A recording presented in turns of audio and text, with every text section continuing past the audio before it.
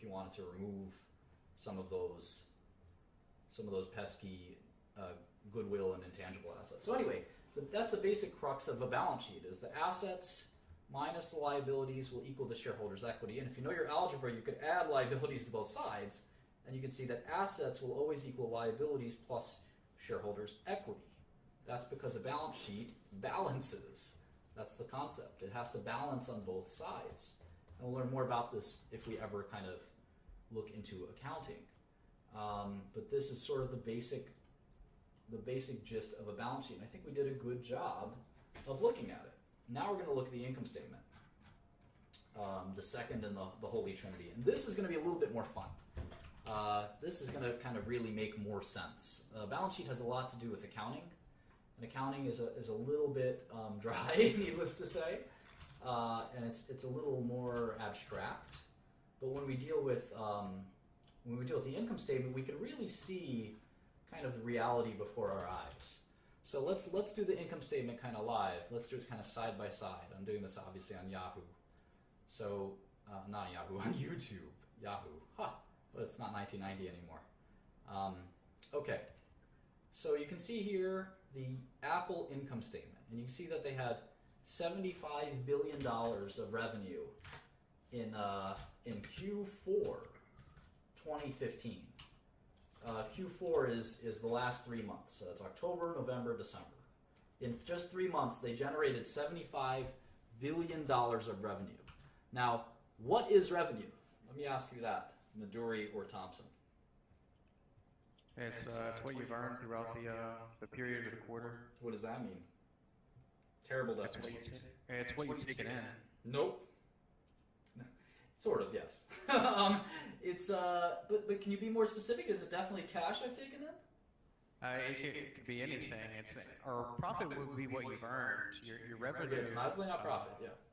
Your revenue includes your expenses. No. Or it doesn't include your profit.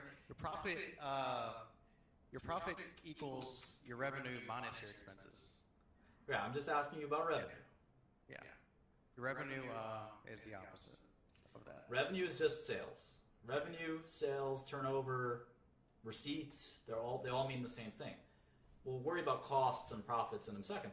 But when it comes to revenue, how do you know something is revenue? Obviously, if it's a retailer, right? When you sell the sweater and you get cash for the sweater, you understand that's revenue, for sure. But can revenue be more complicated than that? Sure, right? I mean, what if your law firm, right, you said, you gave us an invoice for $50,000, and I said, wait a second, I only used $40,000 of resources. How much revenue should you book? And what if I told you I'm not going to pay you for 60 days? Is it revenue still? All of these questions are actually pretty important. And recognizing revenue is actually pretty difficult. And we call it revenue recognition. And sometimes, if you're really fancy in business, we call it rev rec. Rev rec. And obviously, rev rec is simple in some businesses and not so simple in other businesses. And in general, the kind of idea for when you recognize revenue. When do you recognize revenue? Typically, it's when, and this is a general rule, it doesn't always apply, but in general, it's when what? You guys know? Quinn, maybe? It's when title to the product has passed to the customer. So someone else owns the asset, whatever it is. Yes, exactly. So even if it's on a promise. So a lot of revenue you don't actually have to have received the cash. Right? Mm-hmm. So it's actually, a promise is good enough, if that makes sense. So you can book revenue on just a promise. There's a lot of other rules. Like, you obviously can't sell your product to another part of your own business, right? You have to net that out. That's called intercompany revenue. And it happens sometimes, and there's nothing wrong with it, but you have to take it out. Intercompany revenue gets canceled. And a lot of accounting fraud, I think a bunch of internet companies had this as a fraud, Enron had this as a fraud, is when if you're selling to your own company, you can often overinflate your revenue. Then there's things like, what if you have a contract over 4 years? how do you, and someone gives you all of the cash up front.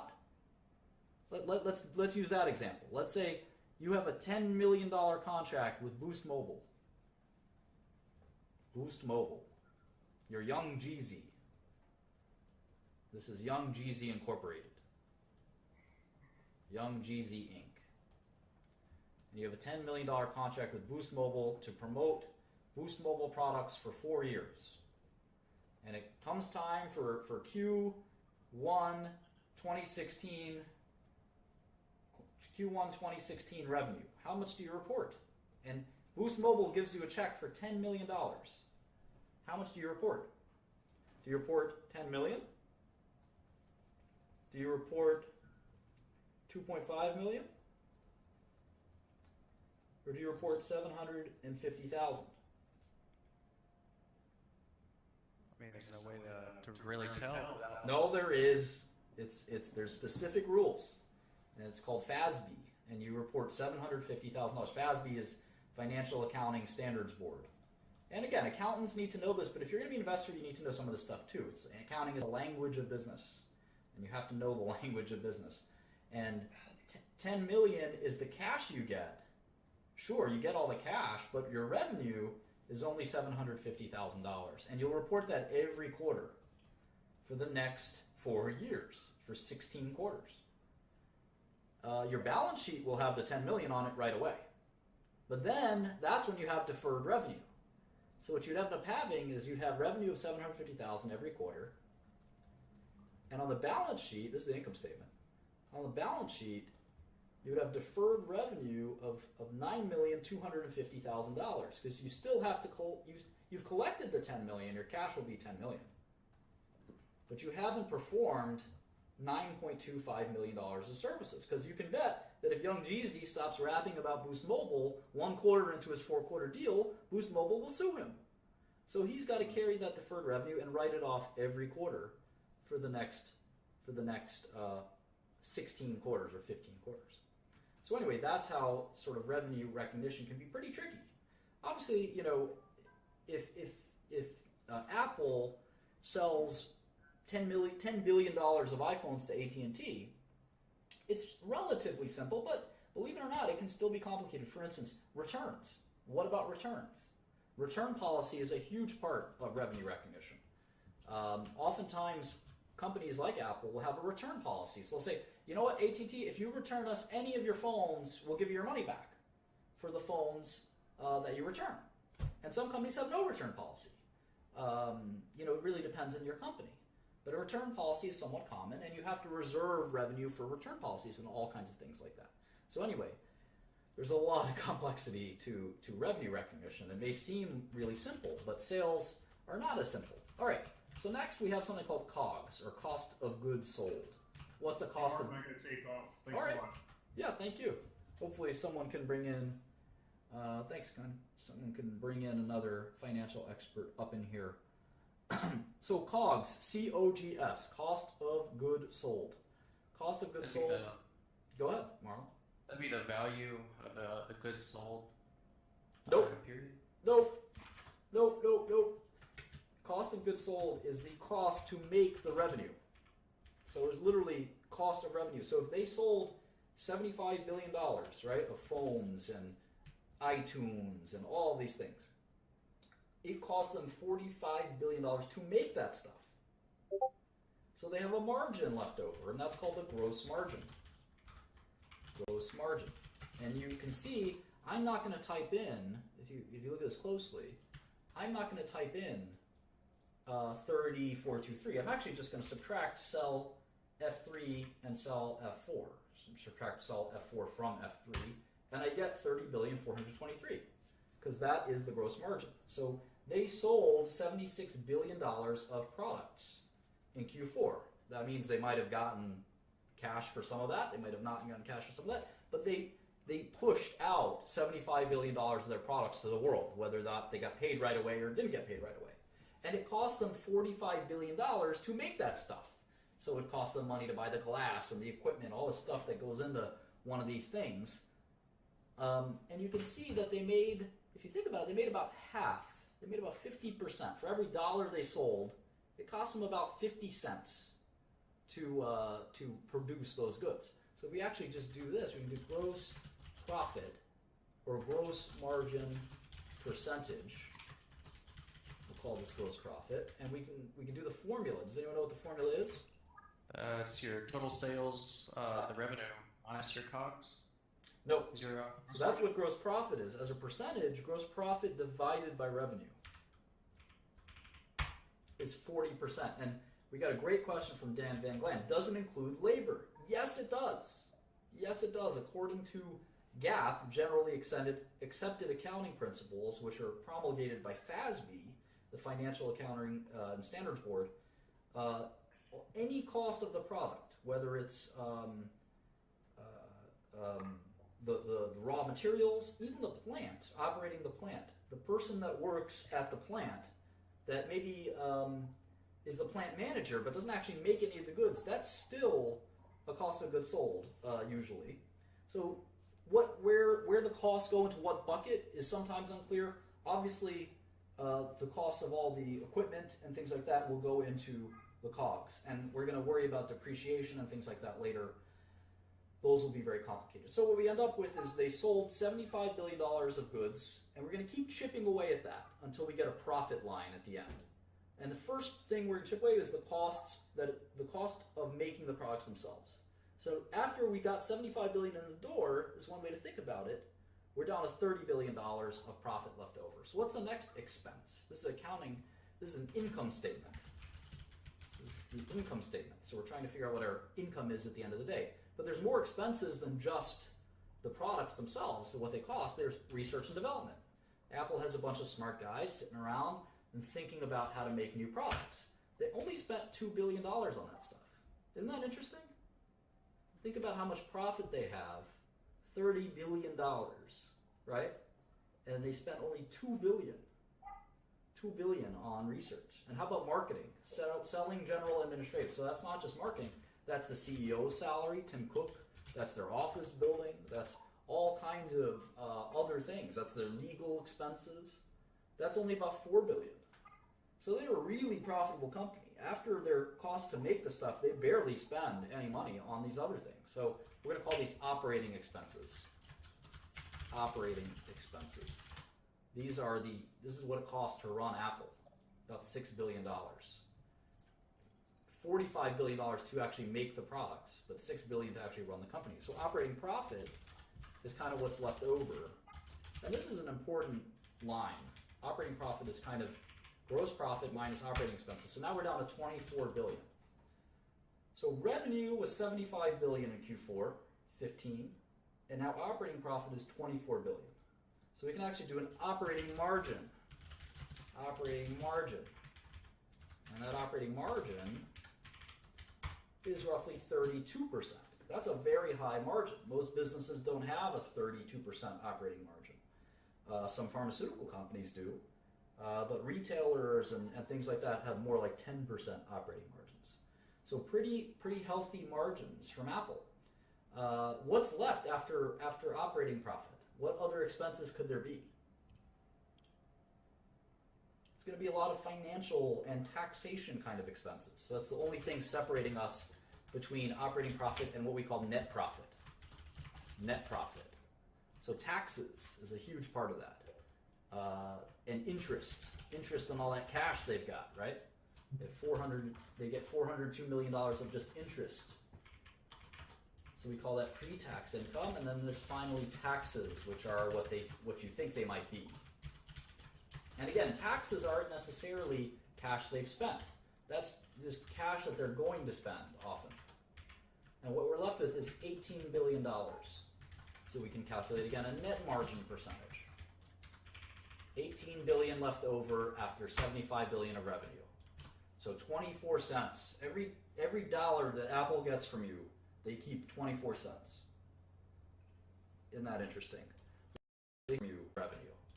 So 24 cents to spend often.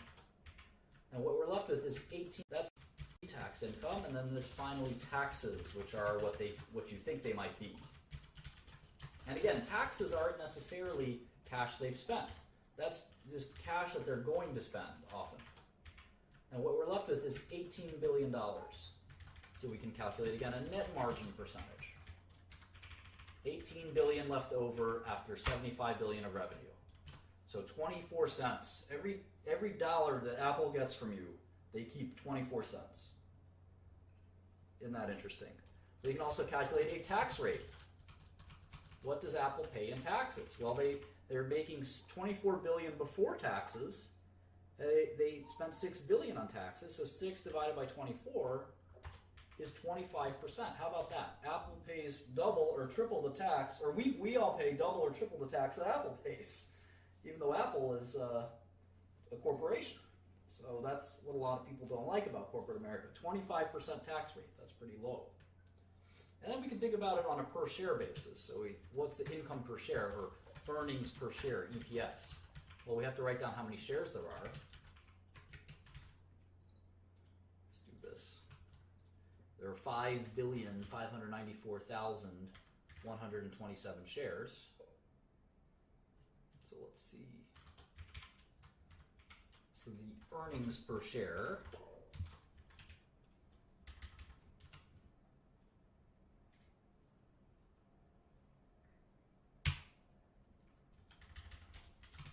is $3.28. Okay, so that's sort of Apple's income statement for Q4. Any questions?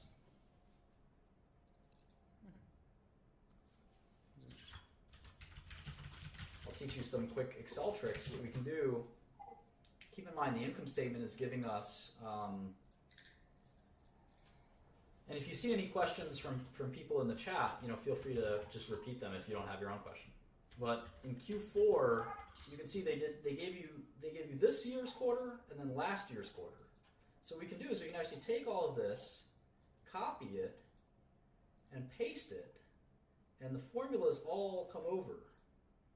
So what we can do is we can just quickly type in all the numbers from last year, and the formulas are all there, so everything automatically updates. So it's super fast to just quickly update all of it, because it's all the same format. Now we can see that the final number is the same, 18024, 18024.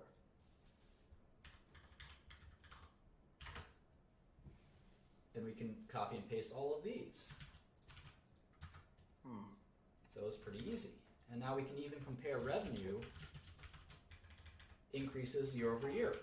And this is a big problem for Apple. If you look at Q4 of 2015 divided by Q4 of 2014, revenue only increased by 2%. And the way you can figure that out is the simple quotient of new divided by old. New divided by old minus 1 expressed as a percentage will give you a change from new in new from old. So you can see Apple's revenue isn't growing anymore. And I wonder why that is. It could be because they haven't released a new product. It could be because they're just slowing down in general. Who knows? But it's definitely a worrisome trend, and we'd have to ask Apple why that's happening. Maybe people are already talking about it. But that's how an income statement looks for Apple. We can also type in the balance sheet very quickly if we wanted. So we're going to have to pay attention to that as well. So we did cash. So just do this super fast one more time. And I'm happy to take questions as they come up. So I guess if you're looking at companies that you might be interested in investing in, are you trying to look at the growth in their revenue quarter by quarter? Sure, but we haven't yet come even close to making any decisions on anything. That we probably won't even touch that until lesson 4, 5, 6, 7. It takes a long time. We're just trying to understand how to even read these things, and how to sort of order them and format them into a way that we can use, right? We can use to make decisions later. We're not even close. We're not even close to being able to use this information in a way that's useful yet. But it's good for beginners, especially, to say, all right, this is the way Apple works. It's very important to know kind of what exactly is this company's profile? What's their margin profile, for instance? Are they the kind of company that loses money? Are they the kind of company that makes money? Are they the kind of company that makes a lot of money? What's the relative amounts, especially as we compare them to other companies like IBM or Hewlett Packard or other computer makers, phone makers like Samsung. We want to be able to compare them and say, why does Apple do so much better than these companies or whatever? So anyway, right now we're not totally concerned yet with kind of what, thinking about what to look at yet. We'll get to that maybe even tonight in terms of what are companies worth, what are assets worth, and that's turns out to be a much more difficult question than just kind of what is this company doing, what are they actually doing every day. So that's sort of a preview of the balance sheet, and believe it or not, in my PowerPoint, that's exactly the next question. Is what is the value of a company? And we got a nice taste of what an income statement and a balance sheet look like from Apple. We're going to totally throw all this away and start again. And we're going to start with a brand new topic of what does, and we actually did it right on the hour. I don't know if anyone has any questions about Apple. At 9 o'clock we'll start sort of this very important question of how do we value things, not just Apple stock, but anything. How do we value stuff? How do we value cash flow? So any questions on Apple real quick? Contour asset? I don't know what that is. UK exit? That has nothing to do. Contra asset, yeah, we don't have to worry about accounting just quite yet.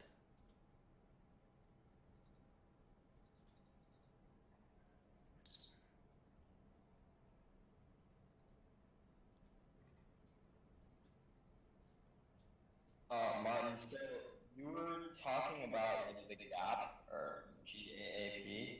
Is that where you can find all of like the? Because there are like a lot of different terms on these,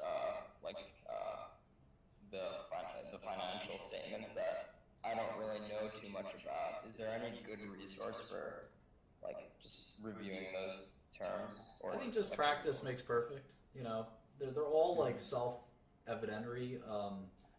Like vendor receivables from vendors, right? It's money your vendors owe you. I don't know why your vendor would owe you money. Usually you owe your vendor money, not the other way around. Investopedia, I guess, but I just think, reading dozens and dozens of these, you will get there. Okay. It's not that you don't need too much information about this stuff. Yeah, it was definitely helpful so far.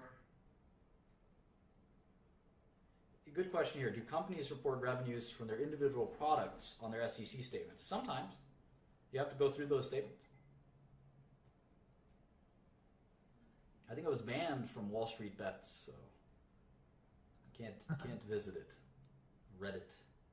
I barely use Reddit. And try to stay on topic, because otherwise everyone will you're confused and you lower the quality of this to everyone.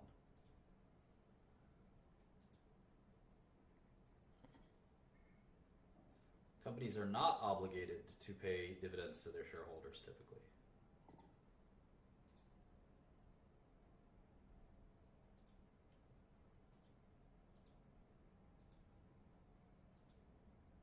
Okay, so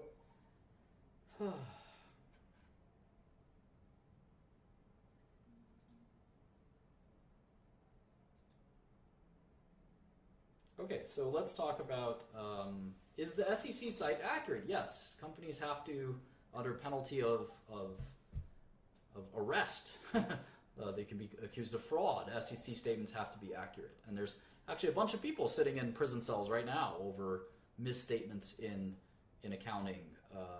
Enron is a good example. WorldCom, Computer Associates, etc. So they definitely. Tyco is another good one.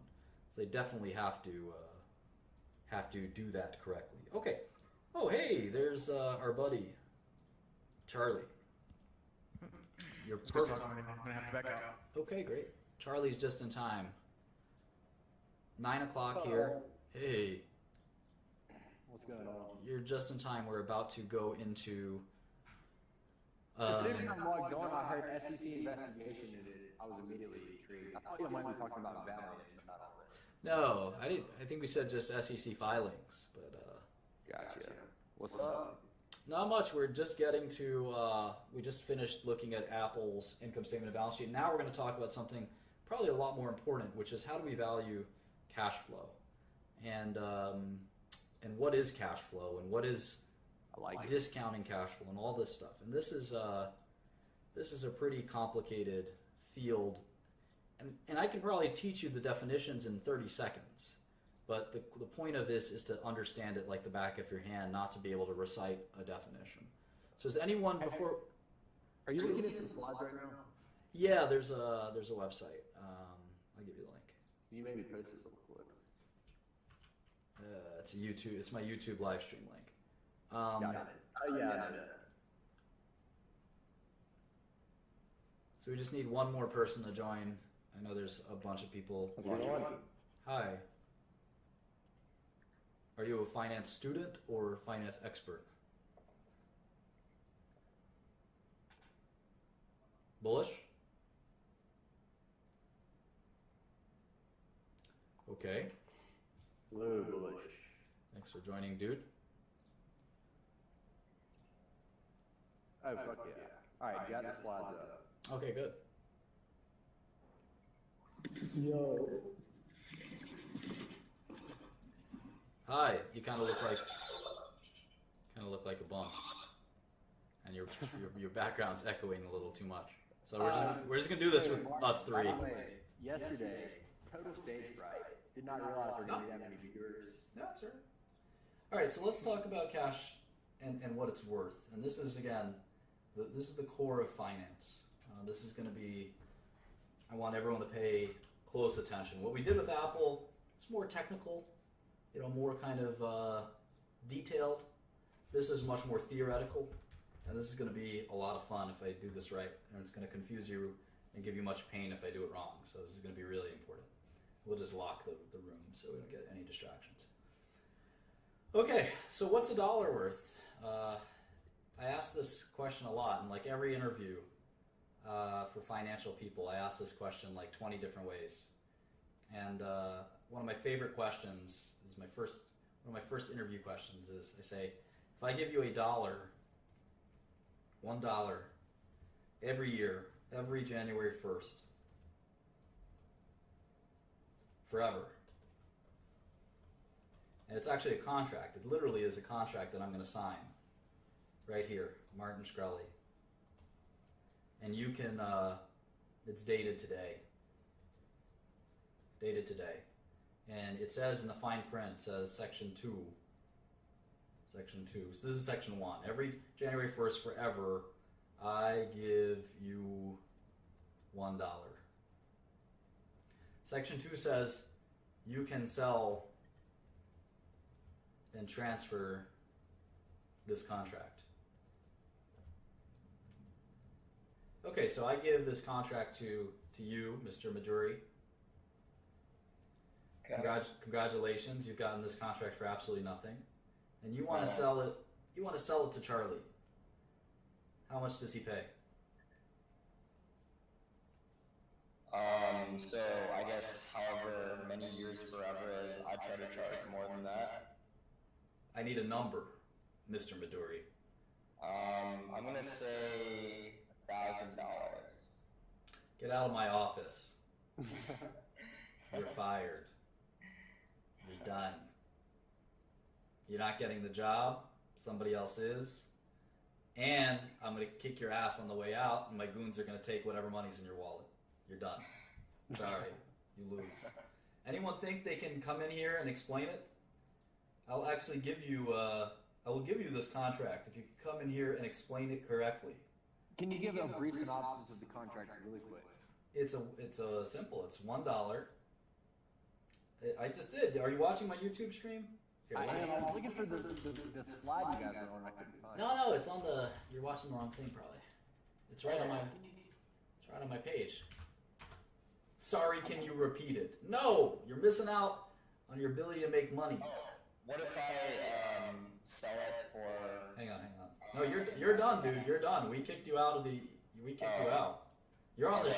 You're on the street right now, nursing your wounds from my biggest goons. Fool. Who can actually come in here and explain it? That guy seems to. Some of you guys in typing seem to be able to explain it. How long do you receive the dollar? It's perpetuity. I know that you. I know that you know the answer, Charlie. This is. How much would I pay for a contract that pays me $1 every year forever? I know that you know the answer. Let's not spoil it. Let's see if someone can come in here and explain it. It's a $1 contract. I'll give you $1 every January 1st forever, as long as this piece of paper exists. And forget about like me. Pretend I live forever in this scenario. Pretend I'm going to live forever. I'm going to always have that ability to pay you $1 as well. There's no solvency risk. There's no end of life risk. It's just $1 forever. And you can sell the contract to get $1 forever to whoever you want.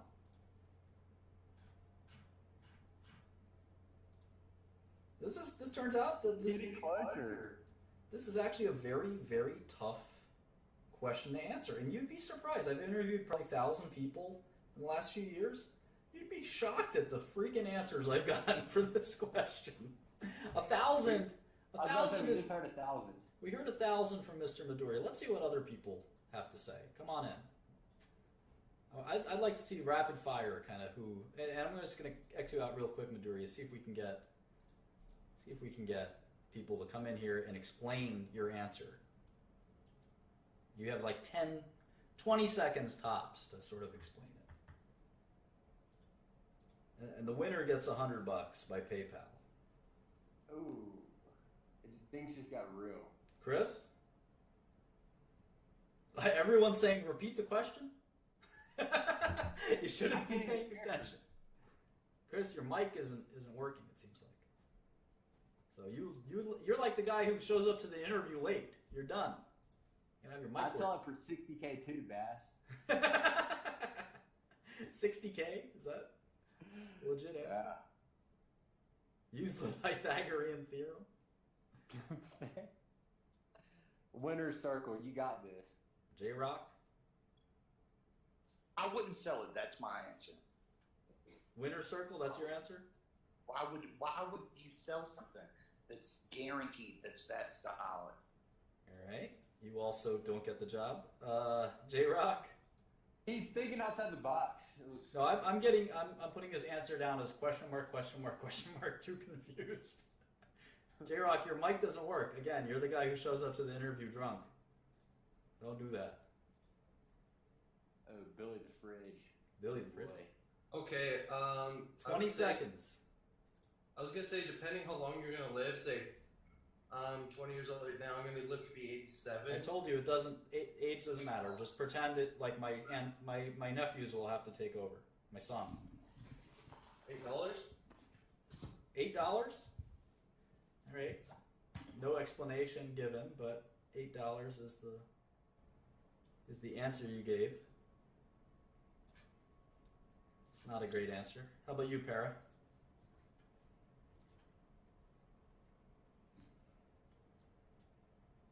It's amazing. The average American does not understand finance.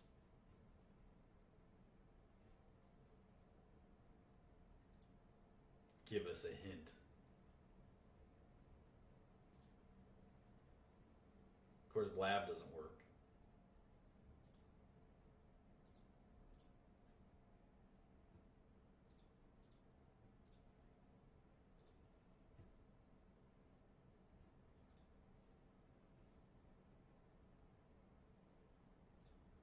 Thank you, Sandra. I think we're back. Okay, Sandra, you have an answer? Yeah. Sorry, I lied that for a bit. But my answer is that present value of $1 is if you had $1 now versus $1 next year, you could use it out in the market and you can maybe earn interest on it or make an investment. So you kind of pick a common or what looks to be a trending interest rate. You use the present value table. Once you get into perpetuity of the present value of $1, it stops really mattering how many years. So when people are talking about ages, that's why it kind of doesn't really matter. So you'd rather have a dollar now versus later, so you'd rather sell it, I'd say around $13.50. 13.5. Wow. Bam! What an answer. What a babe. What a goddess. What a genius. Congratulations. You are insanely She came in on a mission. smarter than everyone. Charlie, do you accept? You're buying it for $13.50? What are you doing? I accept it. All right, you're done. $13.50. Trade's done. Congratulations. Thank you. Of course, it's probably worth about $50 in my opinion. But I was gonna say, like, I guess, like, actual value depends on who's buying it. yeah, it's a tricky question. All right, so we got one smart person up in here. Hey, that was a great question, Martin. I love it. I've got 100 variations of this that I ask finance people who want to work for me, who want to invest my money or help me invest, and it's pretty complicated. Well, it's all about, and I will explain why $50. I will explain in tremendous detail. We'll spend the next. If I do my job right here, I'll excite you so much about this that you'll spend the rest of your life trying to think about what cash flow is worth. Your cash flow, a business's cash flow, a septic tank pumping company's cash flow, an electricity company's cash flow, a drug company's cash flow, anything. And so this is just one small example of how do we value future cash flow. So we know how to value today's cash flow. If I said I'm going to give you $5 in 5 minutes, and I say, well, what would you sell that contract for? Well, it's going to be about $5. I mean, depending on the uncertainty, it could be $4.9999. There's actually people that do this. It's called overnight repos, if you want to look into that. There's actually a market for this kind of paper. It's actually repurchases as repos.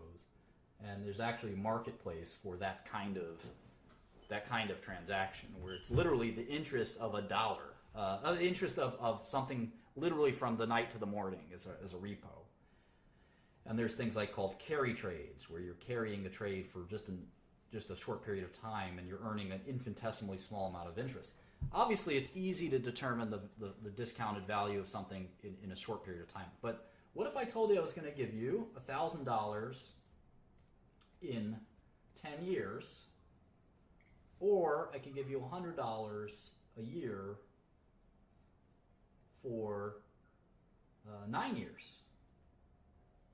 Which one's better? So I prefer to start receiving the money now. Well, this isn't as you can imagine. This isn't a guessing game. This is not. This is something we can actually calculate to extreme precision. Okay. With so, like, are you going to use like a 7% return on the $100? we could use any return we want, and that's the great thing about it. We could say, well, what if we don't make a return? What if we do make money with the $100 a year? What if we, et cetera, et cetera? What if there's inflation? What if there's deflation? All these things we can actually get an exact answer, and that's what finance is all about. This is literally the discipline known as finance. Let's get down to it. Yeah. Let's explain this $1,000 or $100 Cool. a year. 'Cause I'm Okay, intrigued. so the concept that our guest, who was quite good and quite eloquent, pointed out is that $1 today is worth more than $1 tomorrow. Not just usually, almost always. Hell has to freeze over for $1 to be worth less today than tomorrow. Why? And the answer to the $1,000 question and the answer to the $1 question all lies in this concept. It all lies in this kind of concept. Why? One, someone said inflation. Okay, I guess that's true. We could talk more about inflation. The better answer is Akil's. It's opportunity cost. Or just say opportunity or investment potential. Same way molecules have potential energy. If you had $1 today, let's say it's Monday. Let's say it's Monday, January 1st, 2016, and you had $1,000 versus Monday, January 1st,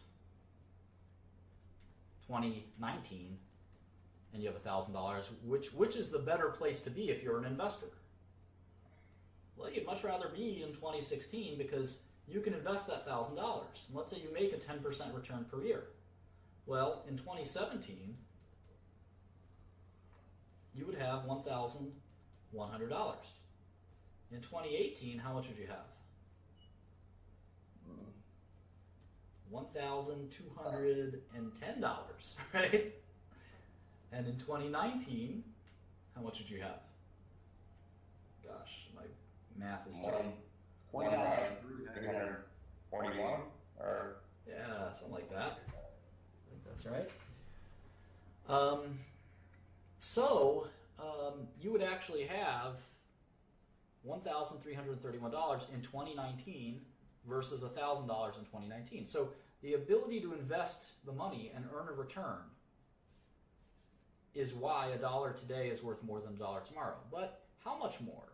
And why would we pick 10% here? Why not 20% or 3% or 1%? I mean, it depends on the kind of return you get. And what about negative percentages? There's a such thing as possibility.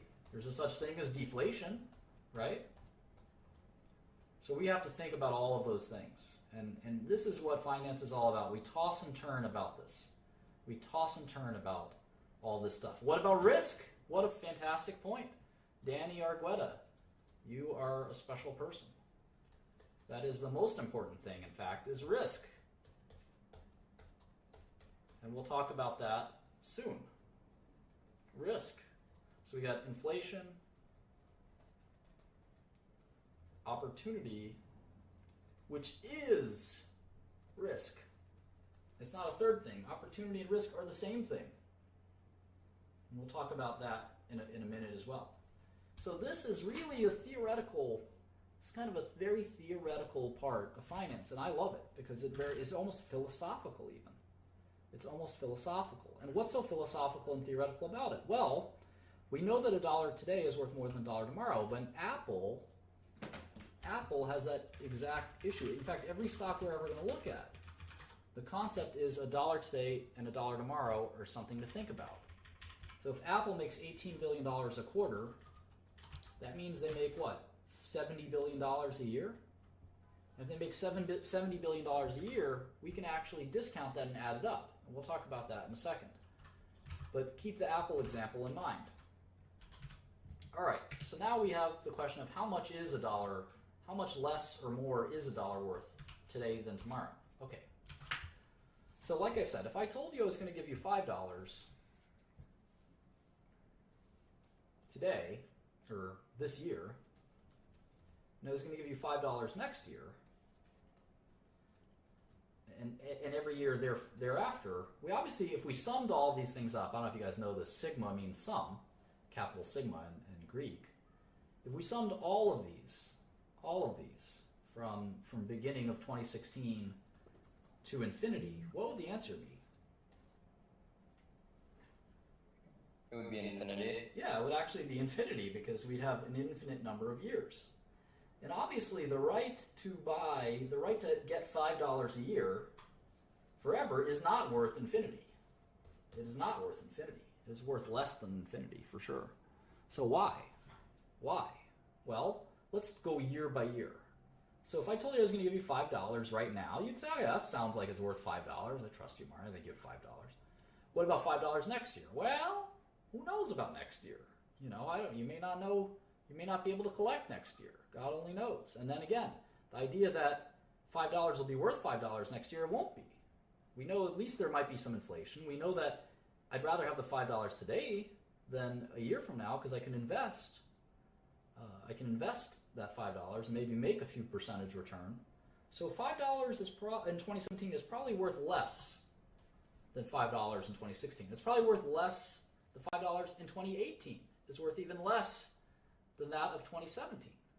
So let's say it was worth, let's just say 3% less. what would that annuity be worth? So let's do this out in Excel. And Excel is great because you can just simply do it the way you see me doing it here. So $5, and we're going to take $5 times 0.97, which is 3% less than before. And we're going to copy and paste all the way down. And you can see that as we get less and less, we approach a value of what? Each year, the value of that $5 approaches 0. It's like an asymptote in calculus, right? And in fact, we can kind of graph. You can graph what the $5 per annum. Remember, the face value is $5 every year. It's always going to be $5. In year 2250, you will get $5. But the value. But that $5 is going to be shit. Yeah, exactly. In year 2300, it's not going to be worth much. And so we can actually graph this and so to see what it looks like. It'll be fun to see that. How do we do that? Let's see. Insert line graph. Here we go. Yeah, here you can see the value of $5. It sort of reaches this asymptote of 0. In math, an asymptote is a line that approaches another number, another line, but never quite touches it. And you can see that by the time it's like 50 years out, it really isn't, the $5 really isn't worth very much. Or maybe $1. So if we take the sum of this, equals sum, and we sum all of these numbers, we get $166. $5 a year forever is about $166 today. Even though if we sum all the cash we're going to get, it was $1,660. This is, let's see how many years this was for. How many years was this contract for? 332 years. It was a 332-year bond where I get $5 every year. I'm going to collect, by the end of the bond, I'm going to collect $1,660. But today, the bond would trade for $166. Why? We got to think about this. We got to think about it carefully. What if we only discount by and let's add more years to this. Let's go into thousands of years. See what happens if we do that.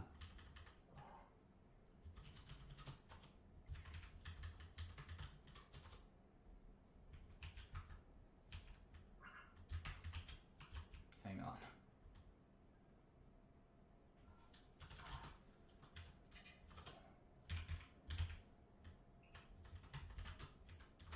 Okay.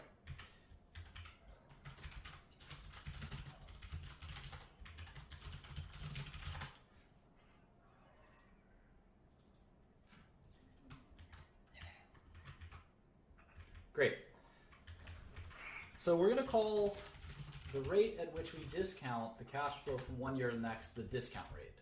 And we're going to change this formula. I encourage you all to make this Excel sheet yourself. We're going to change this formula to the discount rate. We're going to see what happens when we change the discount rate to 10%. What do you think the value of the bond will do? Obviously, the amount we're going to collect will be the same. This contract promises us $9,310. $5 a year for a long time. Let's see how many years we put in this. If we increase the discount rate, what's the value of this contract? It's going to be lower. Yeah, it's going to be lower. Why? Because it approaches 0 at an early rate. It gets closer to 0 at a much earlier time. Yeah, so we can see that it goes down to $50. If it's 5%, it's $100. If it's 3%, it's $166. If it's 2%, it's $250. You can see that they're inversely proportional. In fact, a fascinating thing is as the discount rate approaches 0, the value of the bond approaches what? $9,310. No, it approaches infinity. Oh, okay. I guess I was assuming for the amount of time that we were collecting. Why do you think it approaches infinity? Oh yeah, I guess yes. Correct. It does if you have an end to it. But we could always extend this even further, right? If it's an annuity is infinite. Well, the answer is if a dollar today was not worth the same as a dollar tomorrow, then it would be worth something vastly more. But we assume that money is worth less over time because of things like risk and opportunity cost. So we have to think very carefully about how to discount a series of cash flow. And in businesses and bonds and stocks, we have these yearly cash flows we come to expect. In this case, this is very boring. We expect $5 every year, forever. Businesses obviously aren't like this. The cash flow we get fluctuates. We hope it grows, right? We hope that the CEO of the company figures out a way to make this go from 5 to 6, from 6 to 7, from 7 to 8, hopefully from 8 to 800. If you're a CEO like me, you want as much profit as possible.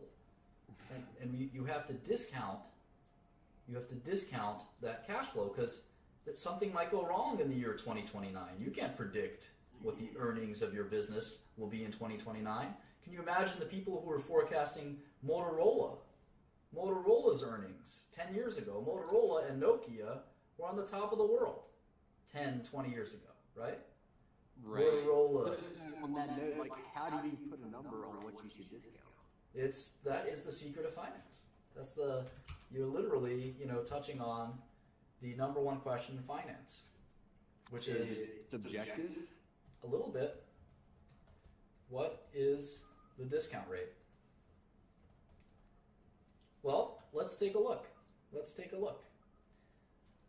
What is the interest rate of a government bond? Does anyone know what the 10-year bonds yield? Not much. I mean, like 1%. Yeah, it's about 2%, 1.7%, 1.5%, something like that. 1.74. This guy may be a bond trader. So apparently, the government says it's not less than inflation. So the U.S. government bond is theoretically risk-free. Right? It's theoretically risk-free. There's no risk that Obama and Trump, our future president, will not pay the obligations. Right? What if the government fails? It's a great question. There's no risk that the government won't pay its debts. We'll talk about how realistic that is in a second. And theoretically, there's some risk, right? And we could actually measure that risk with a Bloomberg machine, believe it or not, and something called a strip or a TIPS security. But regardless of a TIPS security, we can see that the government bonds have an interest rate of about 1.74%. So the government can borrow money from us for 1.74%. That means that we get this interest rate. And in fact, the risk of not getting paid is worth 1.74% to us. And that's simple. If I lent Charlie $5,000, I would ask him for 10% interest because, I don't know Charlie. He seems like a nice guy and he seems very smart. So the fact that I'm willing to lend him any money at all is already telling. I'll take a 10% rate for what it's worth. And I just size him up and I say, you know what? There's a good chance he's not going to give me back the $5,000. Who knows? He will, though. Who knows? Yeah, a reasonably good chance he will. So I'm going to give him a 10% interest rate. Now, if a friend of mine named Maurice, who has a arrest record and he's known to traffic narcotics in my community, Maurice wanted to borrow $5,000 from me, I don't know. What interest rate should I charge him? I think Maurice is more likely to default. I'd be taking like quarterly payments of Yeah, I think I'm gonna charge him a higher interest rate because I just don't think Maurice is gonna pay me. In fact, there's probably no interest rate that I would take. It's not a black or white thing. There's let's give him an Albanian name. What's a good Albanian name? Let's just make him an American. Bob. Bob. Yeah, Bob the crackhead. Bob the crackhead. Mark it up 5,000%. So it's a very difficult loan, and I'm worried about that. But the government, how about Apple?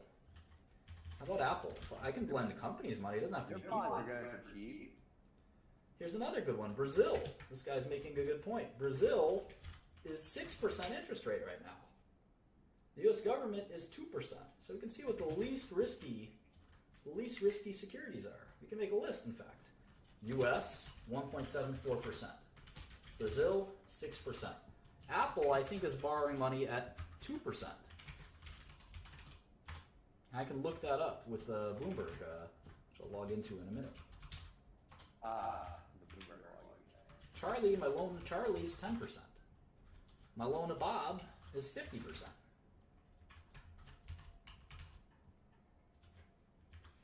So you can see that the riskier a loan is, or a cash flow is, the less we expect to get paid. The less we can discount it. The riskier a loan is, the more we have to discount it. Does that make sense? Good. It does. So if we have a corporation, remember, these are bonds. These are secured obligations. Bonds are senior to equity. Cash flow from equity is riskier. So when Apple makes $18 billion this year, this is Apple's income statement, we don't know what they're going to make in 2017. It could be 10% more. It could be 10% less. We don't know. We have no idea. Let's look at an athlete. Let's take name an athlete everyone likes. LeBron James, Steph Curry. All right. Kobe would not be a good example because he's retiring. So what is the value of Steph Curry's contract? He's going to make, let's say he's going to make $10 million a year for 5 years. I don't even know what team he plays for. Golden State Warriors, I think. Yeah. So let's say he's going to make $10 million a year for 5 years. What's the value of his contract? It's $50 million on paper. On paper, you're going to get $50 million in payments. But what about present value? Well, it's a guaranteed contract from a major company. So it's probably not very risky. But even the least risky thing, a government bond, a promise from the U.S. government, it has never broken its promise in how old is this country? 250 years. It has never broken its promise. It's not about to break it soon. That's the most ironclad, at least for bonds, it's never broken its promise. Wars and shit like that breaks it every day, but for bonds, it's never broken its promise. Apple, very creditworthy. Brazil, Charlie, Bob, these are much riskier. So, but Steph Curry is the Golden State Warriors. You gotta discount that big time. No, he's gonna get his money. And remember, his contract says, pay If you're discounting, even if injured. you gotta discount Steph Curry. I would say a discount rate of 5% would be appropriate. Okay. So in Excel, what we do here is we actually do something like this. It goes equals NPV, parentheses, 5%, comma, and then we highlight all of these, and we get a number. It's $43,290,000. That is the present value. And why is it 43 million and not 50 million? Can anyone answer that? It's because there's some risk If with the NBA defaults. There's some risk to the NBA defaults. That's a good point. The more likely, Not likely. the more likely scenario is that there's opportunity cost. And it's not like he's not going to collect. He's going to collect 50 million. There's no doubt. The point is, he would rather trade 5 equal installments of 10 million for $44 million or $45 million. And the discount rate, this is a really important concept right here. You guys, this is gold here, what I'm about to tell you. It's a secret. The discount rate should be equal to the risk-free rate, which is usually just projected inflation, or the U.S. government bonds, U.S. Treasury bonds, plus the risk premium.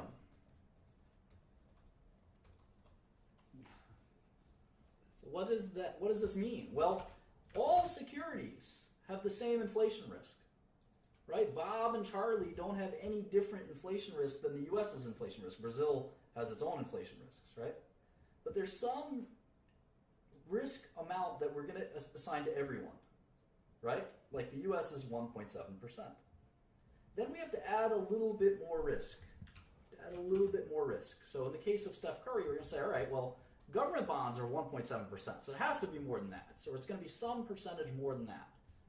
And it's going to equal some percentage.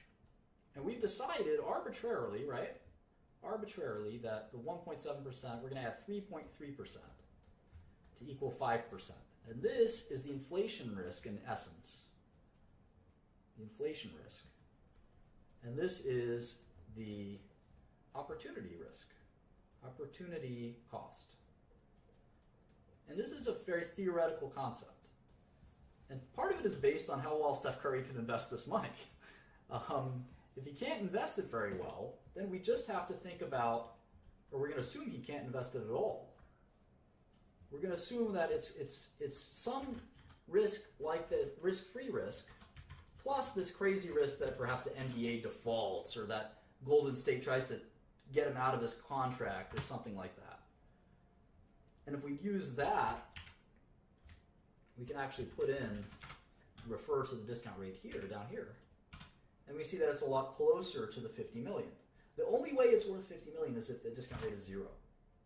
And it can't be 0 because there's some risk of default. There always is.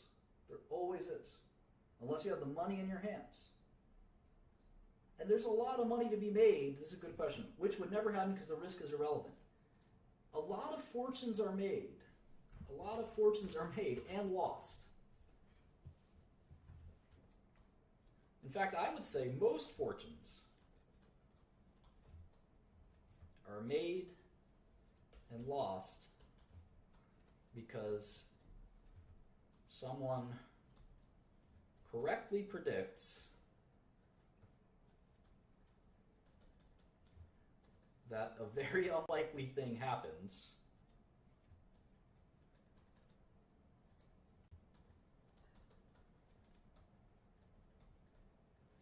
or doesn't happen.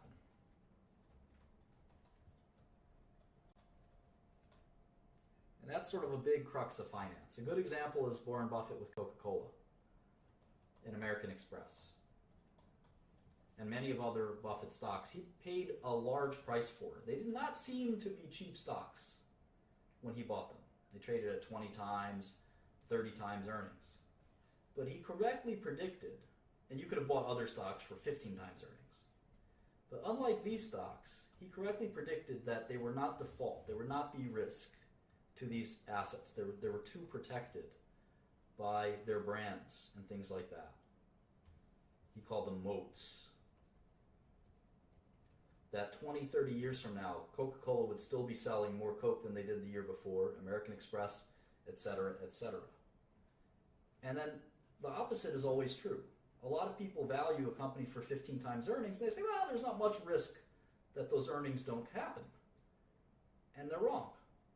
Sometimes things happen to earnings. A good example is a company like Best Buy or Valiant or other companies where earnings look really good and then all of a sudden they look really bad. And you're left having paid a price that reflects that the earnings are going to be really good forever.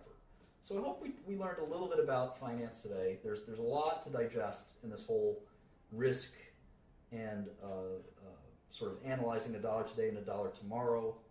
All of these things will take a lifetime to learn. I think I explained them briefly. I introduced you to the concept. When we do this again, we're going to actually use Blockbuster Video, a good example. Blockbuster Video.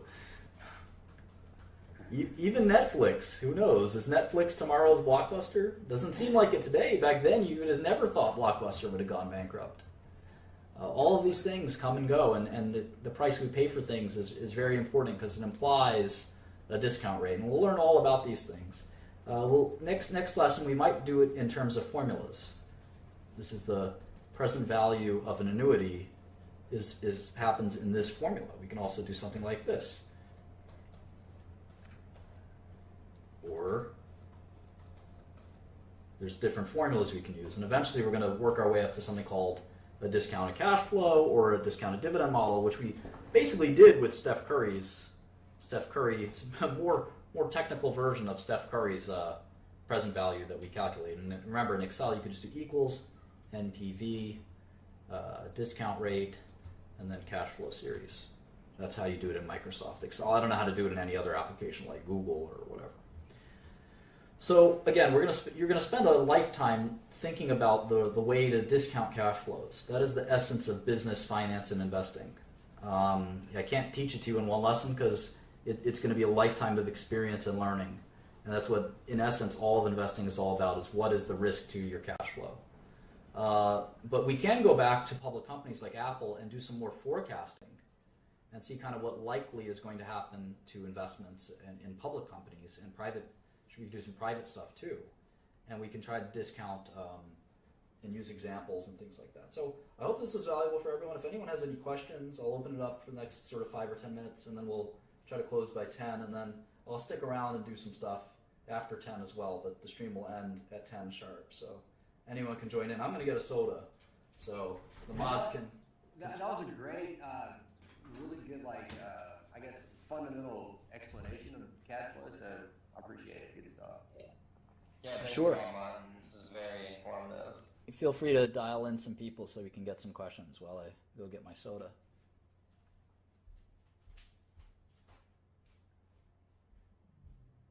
Billy.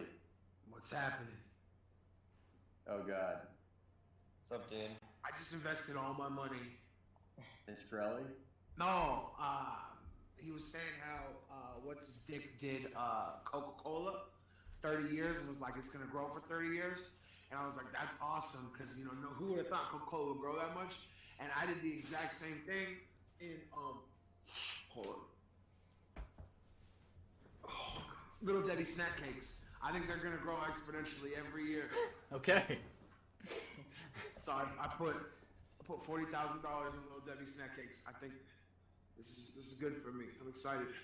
If anyone would know his snacks, it'd be Billy the Fridge. Anyone else? Little Debbie's it's a good name brand. I commend Billy the Fridge's investment. The Billy the Fridge snack cakes. Starbucks. We talk about Starbucks a lot. We did a discounted cash flow for Starbucks recently. Martin, I see that you're you're big on finding the companies that are high PE that are still cheap. So is there a reason that you're attracted to these? I mean, lower PE the better, less I have to pay to buy a company. It seems like you're it seems like you're interested in the ones that are high PE but still are cheap. Yeah, I mean, so I think working at a Tiger Cub, all Tiger Cubs have this view that it's not about PE, it's just about, what's the present value, and high growth companies, definitely, it's young Shkreli in the building.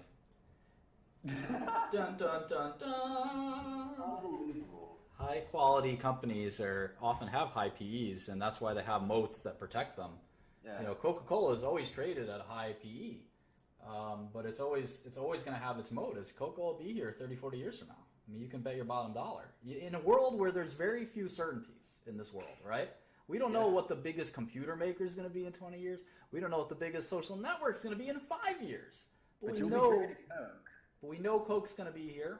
We know American Express is going to be here, most likely. We'll see. PayPal's coming around the corner. And we know there are some things that we can rely on as brands, right? Toothpaste. There's no technology that's going to change toothpaste in the next 20, 30 years. So we can value. It doesn't mean you always buy Coca-Cola or Procter & Gamble. It means that if there's a discount to those stocks because of some crazy thing that's happening in the world, you can take advantage of that discount. So IBM is a good example. IBM is trading at like 8 times earnings, and Buffett loves it. I don't know anything about tech, but if there was a 3%, discount rate that went to an 8% discount rate for Procter & Gamble, I'd buy Procter & Gamble. And all of these things are pretty complicated. We'll get into it more and more and more. Reese? Yo, so I pretty much understood everything except for at the very end I was a little confused. So is the discount rate like the number that shows like an asset's value after you calculate the risk involved, or? Discount rate is how much you discount 1 year's cash flow from 1 year to the next. It's like I said, discounts should Actually, the present value of future cash flow. Yeah. Yubbish. Discount. Is that Young Shkreli? Yes, of course. In the flesh. Hilarious.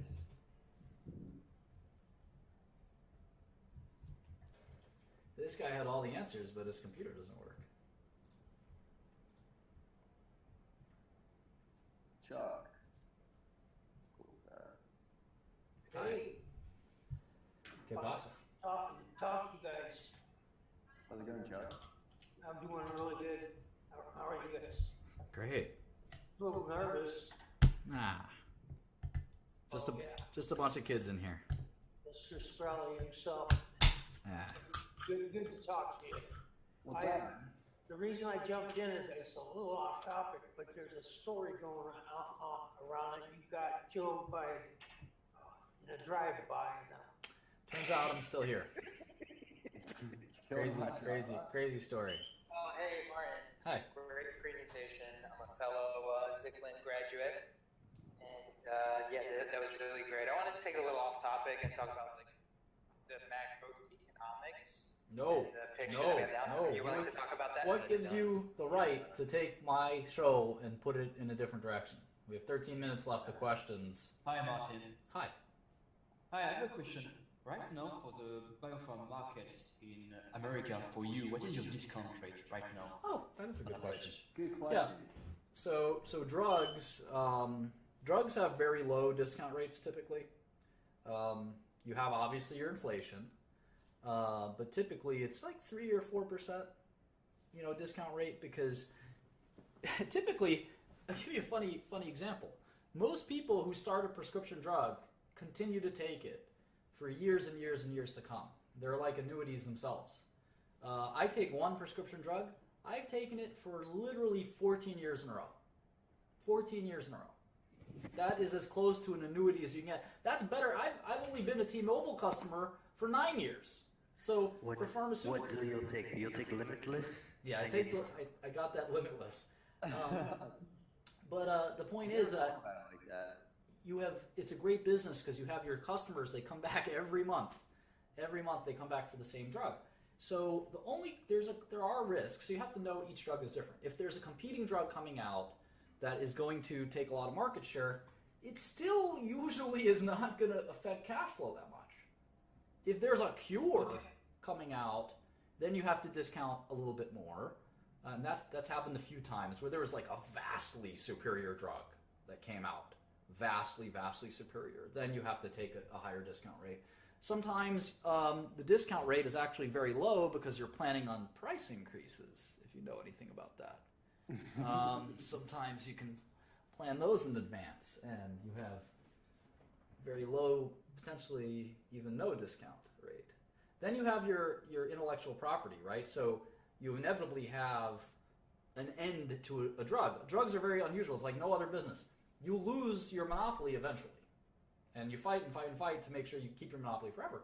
But eventually your patent is broken, and the drug goes generic. There are some drugs that don't go generic. Those are pretty cool. And then what else? Because there's no other option. Well, they can't. The drugs that don't go generic are the ones that the FDA hasn't made a way for it to go generic.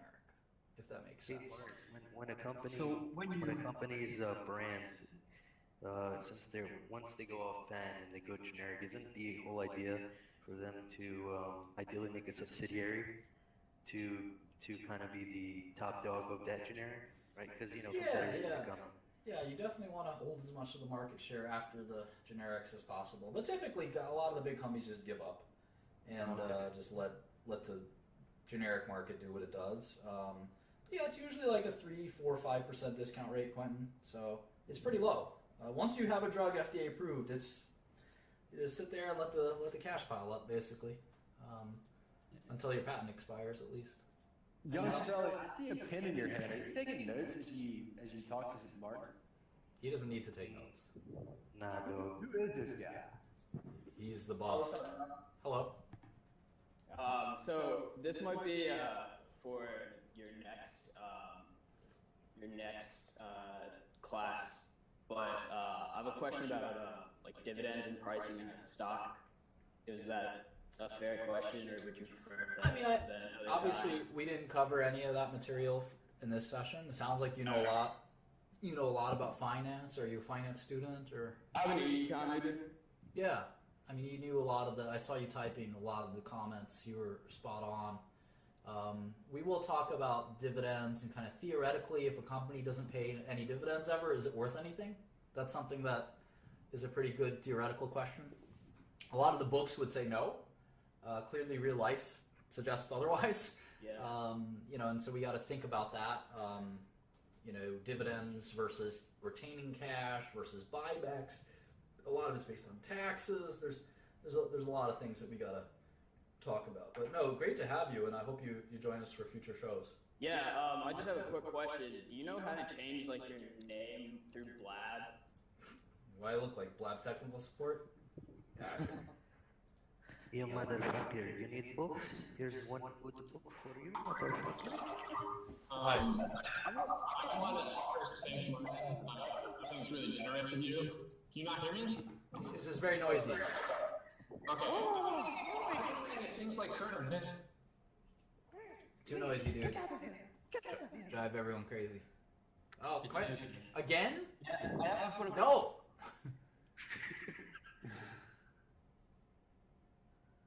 Don't do that. Filbert? Wow.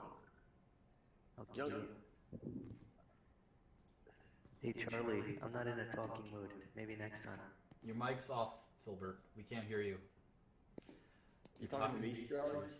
Yeah, I'm just hitting like you want my dick, bitch. I'm just curious to know, like, about you. I thought you were like a joke until I started hearing you ask good questions. I'm a real ass nigga. Don't worry about it. Hi, Hunter. Hi, Hunter. When's the next finance class? I don't know. I kind of do it when I have time. I just watch my Twitter, and then I do record these, so so I am able to upload them. I have you on tweet notifications, so whenever. Yeah, the first one has been recorded and uploaded, and this one will be on there in a few minutes. Right. Thugs have feelings too, according to Akil. They do. So we'll start trolling and going crazy in about 7 minutes, don't worry. I was really afraid to stand by. Your mic is off too. Why is like 60% of people's microphones off today? I don't understand. No, I'm not going to 1 second you. You 1 second for me. Just hold on 1 second. Solid. It's not a bad thing. Okay. I was wondering if things like which presidential candidate is going to win, or like Syrian refugee crisis, does that affect like rate or Sure. risk? Sure. Yeah, I think Democrats would give cash flows across the world a higher discount rate.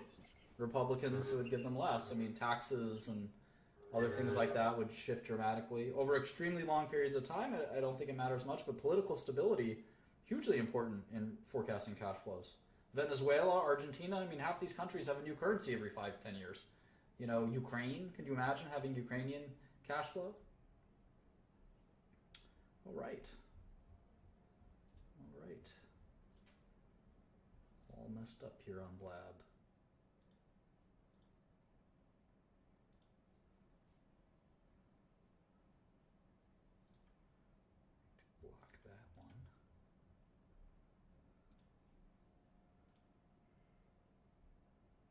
Yeah, government, geopolitical risk, I think we call it. Geopolitical risk. Okay.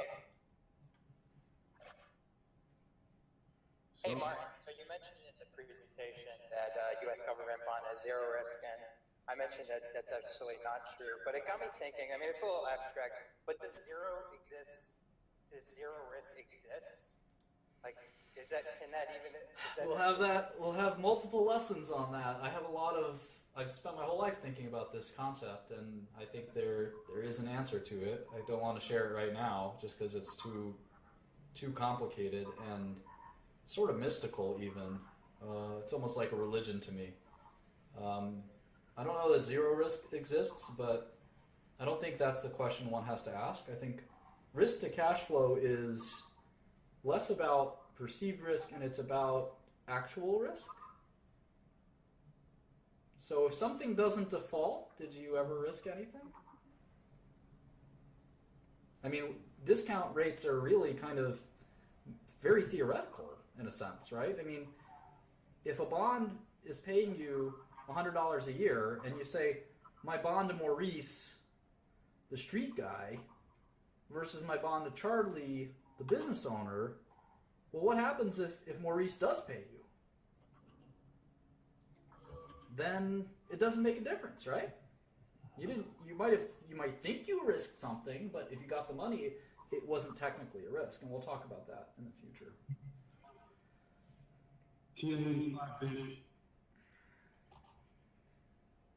Hey, Mike.